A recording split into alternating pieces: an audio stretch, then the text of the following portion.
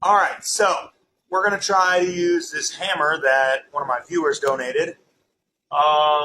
It's pretty cool. It has a steel handle and then it's connected with a steel cable, so it moves. You get a lot more hit out of it. I'll show you what I'm talking about.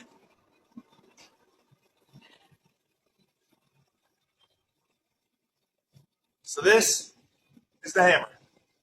You have your face here. I just now cleaned up the face because it was leaving pitting. Well, I figured it would leave pitting all over the steel because it was pretty pitted. So I cleaned it up, and as you can see, when you hit, you get you get a lot more action on your hit. So that could be good. Let's find out.